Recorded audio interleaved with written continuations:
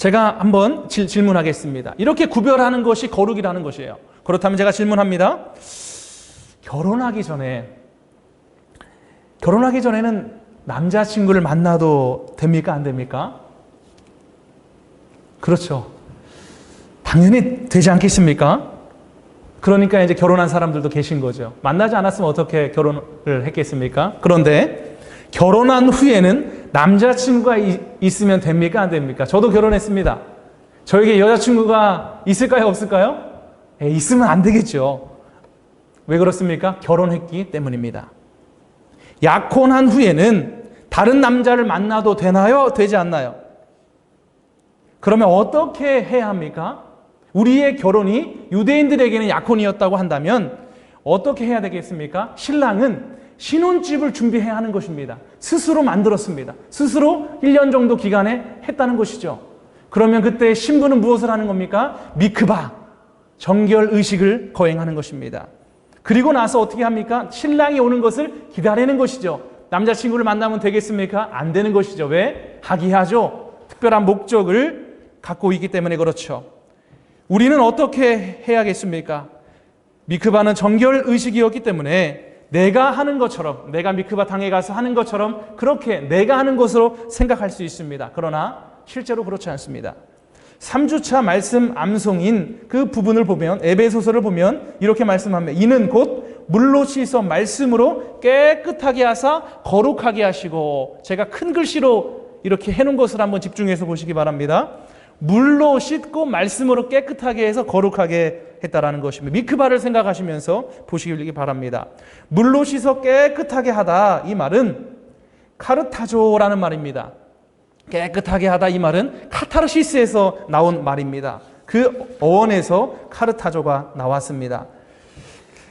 완전히 더러운 것을 물속에 완전히 잠겨서 말끔하게 씻어서 없어져서 버리는 것, 씻어서 버리는 것을 의미합니다.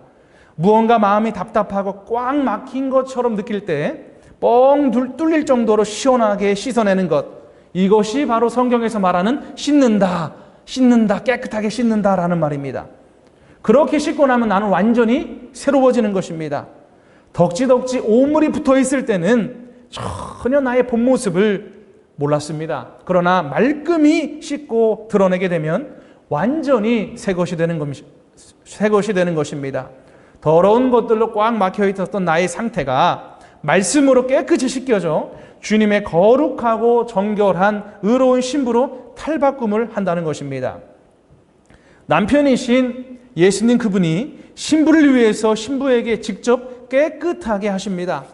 신부인 우리는 신랑에게 이 작업을 잘할 수 있도록 동의하는 그러한 행동으로, 그러한 마음을 어떻게 해야 되겠습니까? 자신에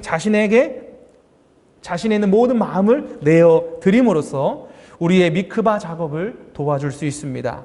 이 일은 아까도 말씀드렸지만 우리가 하는 것입니까? 아닙니다. 여기 보면 성령을 통해서 영적인 신랑이신 그분이 하는 것입니다. 삼위일체 하나님이 하시는 것이죠. 우리의 삶을 그분이 행하시는 변화에 완전히 내어 맡기고 믿음으로 결과를 기다려야 합니다. 앞에 화면을 보시면 똑같은 오이가 있습니다. 하나는 그냥 생오이고 또 하나는 피클입니다. 겉보기에는 비슷할 수 있습니다. 그러나 오이와 피클은 완전히 다릅니다. 맛도 질감도 모양도 다르죠. 오이가 소금물에 완전히 잠겨서 한참 지나면 완전히 탈바꿈이 되어서 피클이 됩니다. 그런 것처럼 완전히 다른 것이 됩니다. 우리가 주님의 말씀 속에 푹 잠김으로 주님의 식탁에 걸맞는 피클이 되기 위해, 그 피클이 되기로 시작한 이 오이는 이제 다시 피클로 돌아갈 수 있겠습니까? 없습니다. 우리가 피클이 되면 미크바로서의 용서가 가능해집니다. 왜냐하면 우리는 더 이상 오이가 아니기 때문입니다. 오이일 때 내게 이 고난이 저지른 더러운 일들이 소금물에 완전히 잠겨서 피클이 되는 그 가운데가 무엇이냐면 카르타조입니다. 즉 물로 씻어 깨끗하게 되는 것입니다. 오이에서 피클이 되는 것이죠. 함께 이 강의를 듣고 있는 여러분도 오이였다면 피클로 되는 이 과정 가운데 한번 참여하고 싶지 않으십니까? 앞에 한번 화면을 또 보시면 말씀으로 깨끗하게 했다고 분명하게 말씀합니다. 그래서 이 말씀에 대해서 조금 더 살펴보기를 원합니다. 우리 오이에서 피클로 완전히 잠겼는데 그것은 물이고 말씀이라고 분명하게 말씀합니다. 말씀을 의미하는 것은 두 가지가 있습니다. 하나는 로고스, 하나는 레마입니다. 로고스는 하나님의 모든 말씀, 그분의 모든 생각과 계획이 인간의 모습으로 오신 예수님을 통해서 나타나는 것, 그 모든 것이 바로 로고스입니다. 예수님의 말씀, 그분의 삶, 그분의 행함, 그분 자체를 가리키는 말이 로고스라는 것이죠. 그러나 레마는 로고스의 이 말씀이 개인적인 말씀으로 주어질 때 주어진 말씀을 가리키는 말입니다. 로고스와 레마가 말씀을 의미하는 것인데 하나는 말씀, 삼위일체 하나님의 한 모든 것, 레마는 그 말씀이 나에게 적용되는 것, 나에게 임하는 것, 이렇게 말할 수 있습니다. 이사야 말씀에 보면 이사야서에 그 남유다와 북이스라엘의 절체절명의 위기 속에서 이렇게 말씀합니다. 보라, 처녀가 잉태하여 아들을 낳으리니, 이 말씀은 그때 당시에 있는 이사야서의 말씀입니다. 이 말씀이 로고스입니다. 이 로고스의 말씀이 어느 날 동정녀 마리아에게 레마의 말씀으로 주셨습니다. 보라, 처녀가 잉태하여 아들을 낳으리니 그 이름을 예수라 하라. 동정녀 마리아에게 이 말씀이 로고스의 말씀이 레마의 말씀으로 떨어지는 것입니다. 우리도 이 개인적인 레마의 말씀을 듣기 위해 로고스의 말씀 속에 늘 잠기어 살며 마음을 열고 그분의 음성을 듣기를 소망하면서 지내야 하는 것입니다. 그러다가 나에게 필요한, 나에게 주어지는 레마의 말씀이 들리고 레마의 말씀이 떠오르고 레마의 말씀으로 다가오게 된다는 것입니다.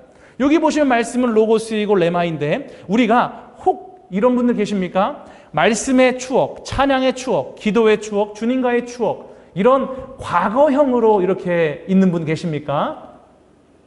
아니면 성경 말씀에 있는 로고스의 말씀으로만 이렇게 머물러 있는 분 계십니까?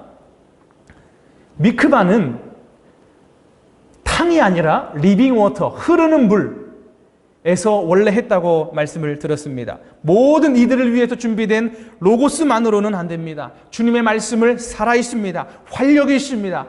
우리를 깨끗하게 하는 물이라고도 할 수 있는 것입니다. 이미 받아놓고 고여있는 물로 만족해서는 안 됩니다. 우리 미크바는 살아있는 물, 흐르는 물, 매일 새롭게 하는 하늘에서 또 공급되는 빗물과도 같은, 핵심은 리빙 워터라는 것입니다. 같은 구절의 말씀이라도 주님이 끊임없이 새로운 레마의 말씀으로 열어주십니다. 그래서 우리는 어제의 성경 공부, 어제 받았던 은혜, 이곳에 머물러 있으면 안 된다는 것이죠. 이 네 가지의 추억에 머물러 있으면 안 됩니다. 말씀의 추억, 찬양의 추억, 기도의 추억, 주님과의 추억, 이 로고스에 머물러 있으면 안 된다는 것이죠. 바로 로고스에서 레마로, 간증의 여러 가지 간증을 들어봤을 때 간증의 힘은 과거형이 아니라 현재입니다. 즉 간증의 힘은 속도감입니다. 마찬가지로 과거에 있었던 이 로고스의 말씀이 나에게 레마의 말씀으로 다가와야 한다는 것입니다. 그래서 그분과 함께 주파수를 맞추고 동행해야 된다는 것이죠. 말씀은 레마이기도 하지만 로고스이기도 합니다. 태초에 말씀이 계시니라, 이때 이 말씀이 곧 삼위일체 하나님을 말하는 것이죠. 이것은 믿든지 믿지 않든지 이거는 명명백백한 사실입니다. 고린도전서 6장 11절의 말씀을 보면 이렇게 말씀합니다. 주 예수 그리스도의 이름과 우리 하나님의 성령 안에서 씻음과 거룩함과 의롭게 하심을 받았느니라. 우리의 정체성은 성령 안입니다. 은혜의 삼중주라고 제가 이름을 붙여봤는데 어떤 것이 은혜냐? 씻음, 깨끗하게 죄 용서를 받고 거룩하여지고 의롭게 된, 이게 은혜의 삼중주라고 할 수 있는데 우리의 정체성은 안에 있는 겁니다. 어디 안에? 삼위일체 하나님 안에, 내가 너 안에 너가 내 안에 있는 성령 안에서, 이것이 우리의 정체성입니다. 우리가 안에 있어야 한다는 것이죠. 이것이 무엇이겠습니까? 미크바 당의 안에 완전하게 새롭게 되는 그러한 상태를 말씀합니다. 신부는 깨끗한 옷을 입죠. 그렇게 하얀 드레스를 입는 것처럼 그것은 보세요.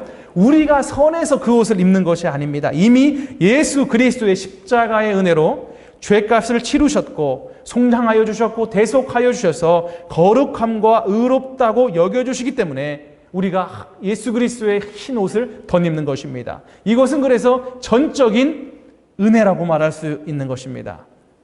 주님께서 우리를 어두운 곳에서 부르셨습니다. 거룩으로 부르신 것은 완벽한 삶을 살아야 한다는 것이 아닙니다.